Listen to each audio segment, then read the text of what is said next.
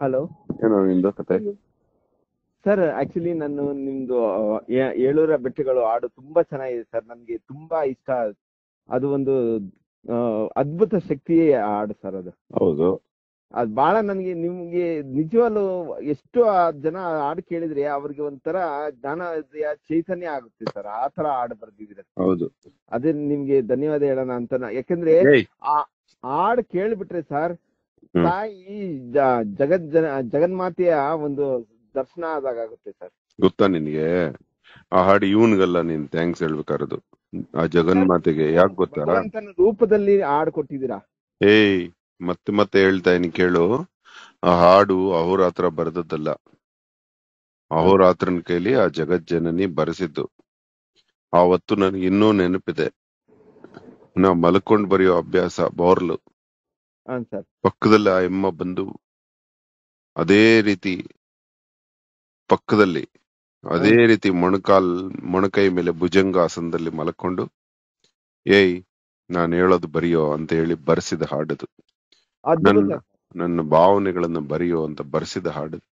ಅದೊಂದು ಅನುಭವ, ದಿವ್ಯ ಅನುಭವ. ಇಲ್ಲಾಂದ್ರೆ ಅಂತದ್ದೆಲ್ಲ ಬರೆಯೋಕ್ ಆಗತ್ತೇನೋ ನಂಗೆ.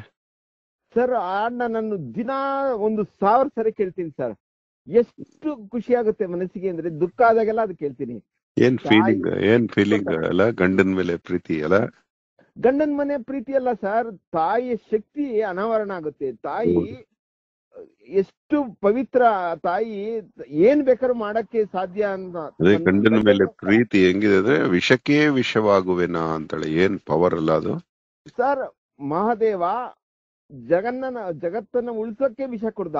ಅವನ್ನ ಉಳ್ಸೋಕೆ ತಾಯಿ ಪ್ರಯತ್ನ ಮಾಡ್ತಾಳಲ್ಲ. ಮಹಾದೇವನಿಗಿಂತ ತಾಯಿ ದೊಡ್ಡವಳು. ಏಯ್ ವಿಷ್ಣು, ನೀನೇನೋ ಮಾಡ್ತಿದ್ದೆ. ನನ್ ಗಂಡ ವಿಷ ಕುಡಿಬೇಕಾದ್ರೆ ಏನ್ ಲಕ್ಷ್ಮಮ್ಮ, ಸರಸಮ್ಮ, ನೀವೆಲ್ಲ ಏನಮ್ಮ ನೋಡ್ತಾ ನಿಂತಿದ್ದೀರಿ ಅಂತೆಲ್ಲ ಎಷ್ಟು ಫೀಲಿಂಗ್ಸ್ ಅಲ್ಲೇನದು. ಸರ್ ಅಲ್ಲ ಸರ್, ಅದು ಎಲ್ರಿಗೂ ಬರೋದಿಲ್ಲ ಸರ್. ಅದು ನೀವು ನಿಜವಾಗಿಯೂ ತಾಯಿ ಆಶೀರ್ವಾದ ನಿಮ್ ಮೇಲೆ ಸದಾ ಇದೆ ಸರ್. ಅದಕ್ಕೋಸ್ಕರ ಇಂತ ಅದ್ಭುತ ಸಾಂಗ್ ಸರ್, ಯಾರ ಕೈಲೂ ಇಮ್ಯಾಜಿನ್ ಮಾಡ್ಕೊಳಕ್ ಆಗ್ದಿರಾ. ಇಲ್ಲ, ಅದ್ರಲ್ಲಿ ಬರ್ದಿಲ್ಲ ಅಷ್ಟೇ, ಅದ್ರಲ್ಲಿ ಏಯ್ ಬರಿಯೋ ಅಂತ ಬರೆಸಿರೋ ಹಾಡದು ಸರ್. ಆಮೇಲೆ ಇನ್ನೊಂದು ಸರ್, ಮಹಾದೇವನಿಗಿಂತ 100 ಪಟ್ಟು ತಾಯಿ ಶಕ್ತಿಶಾಲಿ ಆಗಿದ್ದಾರೆ. ಮತ್ತೆ ಉಳಿಸ್ಕೊಂಡ್ಬಿಟ್ಲಲ್ಲೋ ಸರ್. ಅಲ್ಲ ಸರ್, ಅವರು ನೋಡಿ ಎಷ್ಟು ಅದನ್ನ ವಿಷನ ಹಿಡ್ಕೊಳ್ಳೋಷ್ಟು ಅಮ್ಮ ಹೇಳ್ತಾಳಲ್ಲ. ಒಂದು ಮಾತ್ರಾಂಗುಲ ಅಂದ್ರೆ 1 ಇಂಚು, 1 ಇಂಚಿನ ಮಾತ್ರಾಂಗುಲ ಅಂತಾರೆ. 1 ಇಂಚು ಕೆಳಗಿಳಿದ್ರು ನಿನ್ಗೆ ಇಟ್ಟಾಡಿಸ್ಬಿಡ್ತೀನಿ ಅಂತಾಳೆ. ಹೌದು ಸರ್. ವಿಷಕ್ಕೆ ವಿಷವಾಗುವೆನ. ಅದರಿಂದ ನೀಲಕಂಠ ಅಂತ ಹೆಸರು ಬಂತು ಅವನಿಗೆ, ವಿಷಕಂಠ ಅಂತ ಹೆಸರು ಬಂತು. ಅದಕ್ಕೆ ಅವನನ್ನ ನಂಜನ್ನು ಉಂಡವನು. ನಂಜು ಅಂದ್ರೆ ವಿಷ. ನಂಜನ್ನ ಉಂಡವನು ಶ್ರೀಕಂಠ ಅವನು ಅಂತ ಹೆಸರು ಬಂದಿತ್ತು. ಬಟ್ ನಿನ್ ಗೊತ್ತಾ, ವಿಷಕ್ಕಿಂತ ದೊಡ್ಡ ಔಷಧಿ ಪ್ರಪಂಚದಲ್ಲಿ ಯಾವುದೂ ಇಲ್ಲ. ಅದಕ್ಕೆ ಶಿವನಿಗಿಂತ ಒಳ್ಳೆ, ಮಧ್ಯೆ ಮಾತಾಡಿದ್ರೆ ಕಾಲ್ ಮುರಿತೀನಿ ನಿಂಗೆ. ಶಿವನಿಗಿಂತ ಸುಂದರ ಸುಮಧುರ ಸ್ವರ ಯಾವುದು ಇಲ್ವಂತೆ. ಯಾಕಂದ್ರೆ ಕಂಠದಲ್ಲಿ ವಿಷ ಇದೆ. ಅದರಿಂದ ಅವನ ಧ್ವನಿಗೆ ಪೂರ ಸಕಲ ಜೀವರಾಶಿಗಳು ಸಂಮೋಹನಕ್ಕೊಳಗಾಗ್ತಾ ಇತ್ತಂತೆ. ಅಂತಹ ಧ್ವನಿ ಅದು. ಶಿವನ ಮಾತಾಡ್ತಾ ಇದ್ರೆ ವಿಷ್ಣು ಬ್ರಹ್ಮಾದಿಗಳು ಪಿನ್ ಡ್ರಾಪ್ ಸೈಲೆಂಟ್ ಆಗಿರೋರಂತೆ. ಅಂತ ಧ್ವನಿ ಅದು. ಆ ಧ್ವನಿ ಅಷ್ಟು ಸುಂದರ ಆಗ್ಬೇಕು ಅಂದ್ರೆ ವಿಷಕ್ ಕೂಡ ಆಸೆ ಆಯ್ತಂತೆ ಈ ಗಂಟ್ಲು ಮುಟ್ಟೋಣ ಅಂತ. ಆ ವಿಷ, ಕಾಲಕೂಟ ವಿಷ, ಶಿವನ ಗಂಟಲ ಮೋಹಕ್ಕೆ ಅಲ್ಲಿ ಹೋಗಿ ಸೇರ್ಕೊಂಡಿದೆ. ಅಂತಹ ಧ್ವನಿ ಅದು. ಎಷ್ಟು ಅದ್ಭುತ ಸರ್. ನಿಜವಾಗ್ಲು ಬಹಳ ನಿಮ್ಗೆ ಎಷ್ಟು ಥ್ಯಾಂಕ್ಸ್ ಹೇಳೋದಕ್ಕೂ ಸಾಲದು ಸರ್. ಇಂಥ ಹಾಡ್ನ ಇಡೀ ಈ ಯುಗ ಇರೋವರೆಗೂ ನಿಮ್ಗೆ ಚಿರಋಣಿಯಾಗಿರುತ್ತೆ ಸರ್. ಇಲ್ಲ, ಅದನ್ನ ಹಾಡಿರೋ ಹುಡುಗ ರಾಘವೇಂದ್ರ ಬೀಜಾಡಿ ರಾಗ ಸಂಯೋಜನೆ ಮಾಡಿ, ತಮಾಷೆ ಅಲ್ಲ.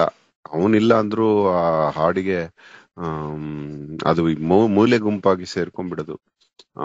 ಅವನೇ ಆರಿಸ್ಕೊಂಡು ಹಾಡಿದ್ದು, ಸೆಕೆಂಡ್ಸ್ ಅಲ್ಲಿ ಹಾಡಿದ್ದು. ಅದು ಬರದ ಕೆಲವು ಸೆಕೆಂಡುಗಳಲ್ಲಿ ರಾಗ ಸಂಯೋಜನೆ ಮಾಡಿ ಹಾಡಿ 1 ನಿಮಿಷದಲ್ಲಿ ವಾಪಸ್ ಬಂದ್ಬಿಟ್ಟಿತ್ತು ಹಾಡದು.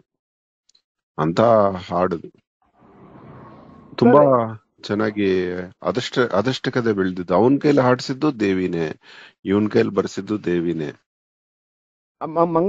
ಮತ್ತೆ ಅದಕ್ಕೆ ಮ್ಯೂಸಿಕ್ ಸಮೀರ್ ಆ, ರಾವ್ ಅಂತ ವಿಶ್ವ ಮಾನ್ಯ ಮ್ಯೂಸಿಷಿಯನ್, ಫ್ಲೂಟ್ ನುಡಿಸುವಂತಹ ಕಲಾವಿದ. ತುಂಬಾ ಜನ ಅದಕ್ಕೆ ಆ ಆ ಮ್ಯೂಸಿಕ್ ಅದಕ್ಕೆ ಇನ್ನಷ್ಟು ಶಕ್ತಿ ಕೊಟ್ಬಿಡ್ತು ಆ ಹಾಡಿಗೆ. ಹೌದು ಸರ್. ಅವ್ರನ್ನೆಲ್ಲ ದೇವರೇ ಆರಿಸ್ಕೊಂಡ್ರು. ಹೌದು ಅದು ಸರ್. ಇವತ್ತು ಶಾಶ್ವತವಾಗಿ ಆ ನಿಮ್ಮೆಲ್ರಿಗೂ ಇಷ್ಟ ಆಗಿದೆ ಅಂದ್ರೆ ದೇವರೇ ನಿಮ್ಮಲ್ಲಿ ಕುತ್ಕೊಂಡು ಕೇಳ್ತಾ ಇದಾರೆ ಅದನ್ನ. ಸರ್ ಅದ್ಭುತ ಸರ್. ನನ್ನ ಎಷ್ಟು ನಿಮಗೆ ಏನ್ ಪಾಪ ಹೇಳಿದ್ರು ಕಮ್ಮಿ ಇಲ್ಲ. ಆ ಹುಡುಗ ಸಿಂಗರು ಇದನ್ನ ಒಂದು ಶಕ್ತಿ ದೇವತೆ ತರ ಸಂಕೇತವಾಗಿ ಹೆಣ್ಣಿನ ಕೈಲೇ ಹಾಡ್ಬೇಕು ಅಂತ ತುಂಬಾ ಹುಡುಕಾಡ್ಬಿಟ್ಟ, ಹಾಡಿಸ್ಬೇಕು ಅಂತ ರಾಗ ಸಂಯೋಜನೆ ಮಾಡಿ. ಕರ್ನಾಟಕ ಎಲ್ಲ ಅವನಿಗೆ ಕೈಲಾದಷ್ಟು ಎಲ್ಲಾ ಕಡೆ ಹುಡುಕ್ದ ಧ್ವನಿಗೋಸ್ಕರ. ಕಡೆಗೆ ಎಲ್ಲೋ ಅವನಿಗೆ ತೃಪ್ತಿ ಆಗದೆ ಅವನೇ ಹಾಡ್ಬಿಟ್ಟ. ಹೌದು ಸರ್. ಸರ್ ನಾನು ನಿಮ್ಗೆ ಇನ್ನೊಂದು ಇಂಪಾರ್ಟೆಂಟ್ ವಿಷಯ ಹೇಳ್ಬೇಕು ಸರ್. ಹ್ಮ್ ಈ ಹೆಣ್ಮಕ್ಳು ಈ ಹಾಡನ್ನ ಕೇಳಿದ್ರೆ ಅವ್ರಿಗೆ ಹೌದೌದು, ಗಂಡನ ಮೇಲೆ ಪ್ರೀತಿ ಜಾಸ್ತಿ ಆಗತ್ತೆ. ಅದು ಅದು ಅದು ನನಗೆ ಅನುಭವಕ್ಕೆ ಬಂದಿದೆ. ತುಂಬಾ ಜನ ಹೇಳಿದ್ದಾರೆ. ಹೌದು ಸರ್. ಸರ್ ತುಂಬಾ ಜನ ಗಂಡಂದ್ರೆ ಹೇಳಿದ್ದಾರೆ, ಸರ್ ನಮ್ ವೈಫ್ ಅಲ್ಲಿ ತುಂಬಾ ಬದಲಾವಣೆ ಮಾಡ್ಬಿಟ್ಟಿದೆ ಸರ್ ಈ ಹಾಡು ಅಂತ. ಹೌದು ಸರ್. ಈಗ ಕಾಲ ತುಂಬಾ ಅಧರ್ಮದ ಕಡೆ ಹೋಗ್ತಾ ಇತ್ತು. ಈ ಹಾಡು ಧರ್ಮದ ಕಡೆ ಎಳೆಯುವಂತ ಹಾಡಿದು. ಹೌದೌದು, ಗಂಡ ಹೆಂಡತಿ ಪ್ರೀತಿನ ಮಲ್ಟಿಪಲ್ ಮಾಡಿದೆ ಈ ಹಾಡು. ಸರ್ ಹೆಣ್ಮಕ್ಳು ತನ್ನ ಗಂಡನ ಈಗ ತುಂಬಾ ಅನೀತಿ ಕಡೆ ಇರುವಂತ ಪ್ರಪಂಚದಲ್ಲಿ ಒಂದು 50% ರಿಕವರ್ ಮಾಡಿದೆ ಅಂತ. ಇಲ್ಲ, ಇದಕ್ಕೆ ಒಬ್ರು ನ್ಯಾಷನಲ್ ಅವಾರ್ಡಿ ರುಚಿ ಶರ್ಮಾ ಅಂತ ಒಬ್ಬ ಕಥಕ್ ನೃತ್ಯಗಾರ್ತಿ ಇದಕ್ಕೆ ಡಾನ್ಸ್ ಆಡಿದ್ದಾರೆ.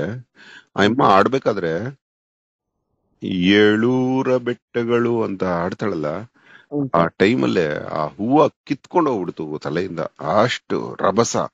ಅಮ್ಮ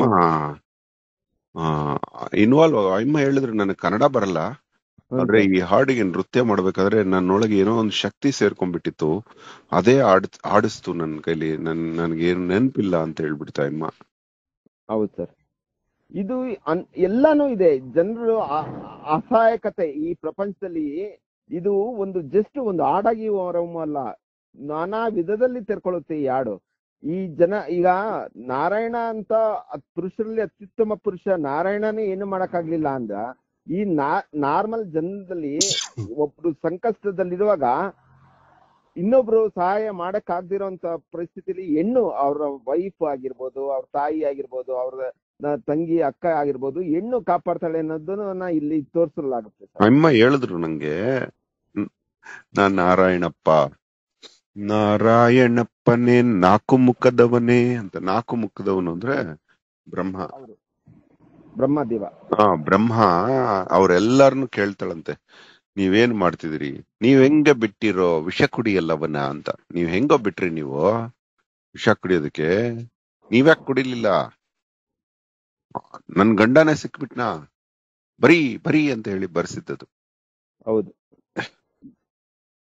ಇರ್ಲಿ ಬಿಡ, ಅವೆಲ್ಲ ಅದನ್ನ ಮನ್ಸಿನ ಆನಂದದ ವಿಚಾರಗಳು ಇನ್ನೊಬ್ಬರ ಹತ್ರ ಹೇಳ್ಕೊಳಕ್ಕಾಗಲ್ಲ. ಆದ್ರೆ ಸರ್ ಇದು ನಿಮ್ಗೆ ಇಲ್ಲಿ ಸ್ವಲ್ಪ ಕ್ಲೀನ್ ಮಾಡೋ ವ್ಯವಸ್ಥೆ ಆಯ್ತು ಸರ್ ಈ ಹಾಡಿಂದ ಪ್ರಪಂಚದಲ್ಲಿ. ಅದು ಗೊತ್ತಿಲ್ಲ ನನಗೆ.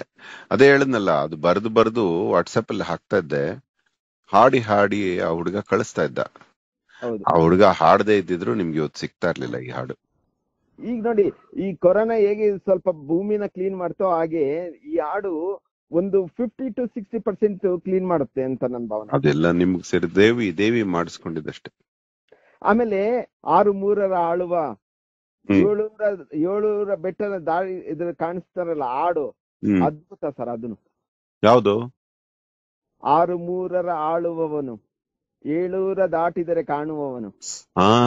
ತಿನ್ನದವ ಪೂಜಿಸುವ ತಿನ್ನದವನವನು, ತಿನ್ನುವರ ನೈವೇದ್ಯ ತಿನ್ನುವವನವನು. ಚೈನ್ ಹಾಕ್ಬಿಟ್ಟಿದ್ರ, ಒಂದು ಚೈನ್ಗೆ ಇನ್ನೊಂದು ಚೈನು, ಅಲ್ಲಿ ಕಂಟಿನ್ಯೂ ಆ ಲೈನ್ ಇಲ್ಲ ಅಂದ್ರೆ ಈ ಲೈನ್ ಇಲ್ಲ. ಯಾರೋ ನೀನು ಎಲ್ಲಿ ಸಿಕ್ತು ನಿಂಗೆ ಹಾಡುಗಳು? ಸರ್ ನಮಗೇನಾದ್ರೂ ಜ್ಞಾನೋದಯ ಆಗ್ಬೇಕಂದ್ರೆ ಹುಡ್ಕೊಂಡ್ ಬರುತ್ತೆ ಸರ್. ನಮಗೆ ಆ ಯೋಗ್ಯತೆ ಇದ್ರೆ ಅದು ನಮ್ಮ ಹತ್ರ ಬರುತ್ತೆ. ಕೇಳ್ಬೇಕು ಅಂತ ಅನ್ಸಿದಾಗ ನಾನು ಯೂಟ್ಯೂಬೇ ನೋಡ್ತಿರ್ಲಿಲ್ಲ, ನೋಡಿ ನಿಮ್ಮ ಹಾಡುಗಳು ನಮ್ಗೆ ಎಷ್ಟು, ನಾನು 1,000 ಜನಕ್ಕೆ ಅದನ್ನ ವಾಟ್ಸಪ್ ಮಾಡಿದ್ದೀನಿ ಹಾಡ್ನ ಕೇಳ್ರಿ ಅಂತ. ಆದ್ರೂ ನಂಗೆ ಅನ್ಸತ್ತೆ ಇಷ್ಟೆಲ್ಲ ಜನ ಹರಡ್ಕೊಂಡಿದ್ರು ಹಿಂದಿನ ಕಾಲದಲ್ಲಿ ಯಾವ ಫೇಸ್ಬುಕ್ ವಾಟ್ಸಪ್ ಇಲ್ದೇ ಇದ್ದಾಗ ಅನೇಕ ಕವಿಗಳ ಹಾಡುಗಳು ಎಲ್ಲ ಕಡೆ ಹರಡ್ತಾ ಇತ್ತು ಪ್ರಪಂಚ ಎಲ್ಲ. ಅಂದ್ರೆ ಅವ್ರ ಕಾವ್ಯದಲ್ಲಿ ಇನ್ನೆಷ್ಟು ಪವರ್ ಇರ್ಬೋದು. ಎಲ್ಲ ಫೇಸ್ಬುಕ್ ವಾಟ್ಸ್ಆಪ್ ಎಲ್ಲ ಇದ್ರೂ ಕೂಡ ಇನ್ನೂ ಕರ್ನಾಟಕದಲ್ಲಿ ಎಲ್ಲ ಜನರ ಮನಸ್ಸನ್ನ ಮುಟ್ಟಿಲ್ಲ ಅಂದ್ರೆ ಏನೂ ಇಲ್ವಲ್ಲೇನೋ ಇವೆಲ್ಲ. ಆದ್ರೆ ಆ ಮಹಾಪುರುಷರು ಹಿಂದೆ ಏನ್ ಹಾಡುಗಳು. ಯುಗ ಯುಗಾದಿ ಕಳೆದರೂ ಯುಗಾದಿ ಮರಳಿ ಬರುತ್ತಿದೆ, ದ.ರಾ. ಬೇಂದ್ರೆ ಅವರ ಹಾಡು ಇವತ್ತಿಗೂ ಯಾವುದೇ ಒಂದು ರೇಡಿಯೋ ಮಾತ್ರ ಇದ್ದ ಕಾಲದಲ್ಲಿ ಜನಮನ ಮುಟ್ಬಿಡ್ತು.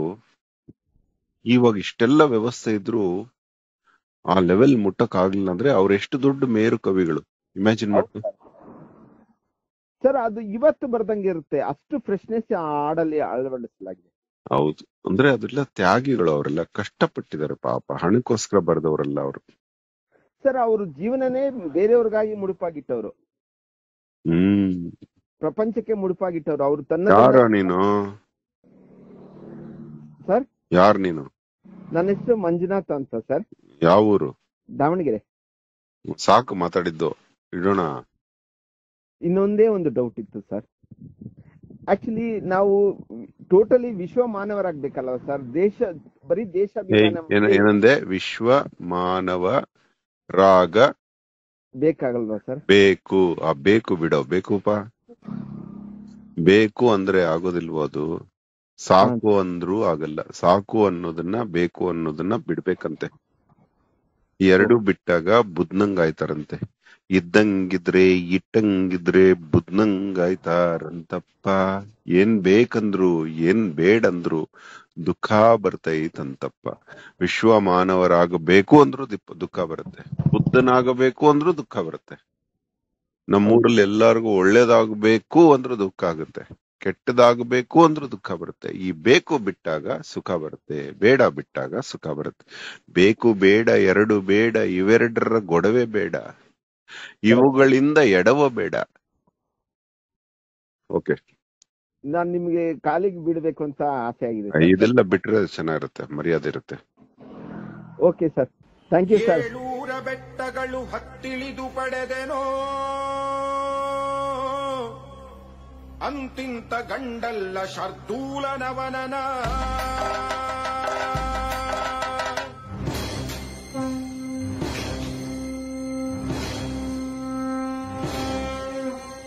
ಏಳೂರ ಬೆಟ್ಟಗಳು ಹತ್ತಿಳಿದು ಪಡೆದೆನೋ ಅಂತಿಂತ ಗಂಡಲ್ಲ ಶಾರ್ದೂಲನವನನ. ಏಳೂರ ಬೆಟ್ಟಗಳು ಹತ್ತಿಳಿದು ಪಡೆದೆನೋ ಅಂತಿಂತ ಗಂಡಲ್ಲ ಶಾರ್ದೂಲನವನನ. ಗಿಡದ ಮೊಗ್ಗುಗಳಿಲ್ಲ ಗಿಡದ ಹೂಗಳನ್ನೆಲ್ಲ ದಿಂಡುಗಳ ಕಟ್ಟಿಕೊಂಡೇನವನನ. ಗಿಡದ ಮೊಗ್ಗುಗಳಿಲ್ಲ ಗಿಡದ ಹೂಗಳನ್ನೆಲ್ಲ ದಿಂಡುಗಳ ಕಟ್ಟಿಕೊಂಡೇನವನನ. ಏಳೂರ ಬೆಟ್ಟಗಳು ಹತ್ತಿಳಿದು ಪಡೆದೇನೋ ಅಂತಿಂತ ಗಂಡಲ್ಲ ಶಾರ್ದೂಲನವನನ. ನಾರಾಯಣಪ್ಪನೆ ನಾಲ್ಕು ಮುಖದವನೇ ನೀವೆಂಗೆ ಬಿಟ್ಟಿರೋ ವಿಷ ಕುಡಿಯಲವನ. ನಾರಾಯಣಪ್ಪನೆ ನಾಲ್ಕು ಮುಖದವನೇ ನೀವೆಂಗೆ ಬಿಟ್ಟಿರೋ ವಿಷ ಕುಡಿಯಲವನ. ಲಕ್ಷ್ಮಮ್ಮ ಸರಸಮ್ಮ ಇಂದ್ರಪ್ಪ ಚಂದ್ರಣ್ಣ ನೀವ್ಯಾಕೆ ತಡದಿಲ್ಲ ಸಾವನಪ್ಪುವವನ. ಲಕ್ಷ್ಮಮ್ಮ ಸರಸಮ್ಮ ಇಂದ್ರಪ್ಪ ಚಂದ್ರಣ್ಣ ನೀವ್ಯಾಕೆ ತಡದಿಲ್ಲ ಸಾವನಪ್ಪುವವನ. ಏಳೂರ ಬೆಟ್ಟಗಳು ಹತ್ತಿಳಿದು ಪಡೆದೇನೋ ಅಂತಿಂತ ಗಂಡಲ್ಲ ಶಾರ್ದೂಲನವನನ.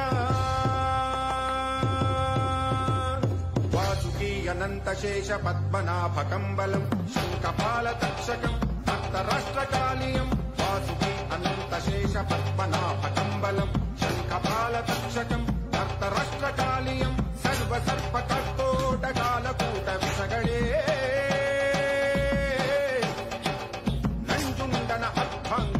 ದುರ್ಗ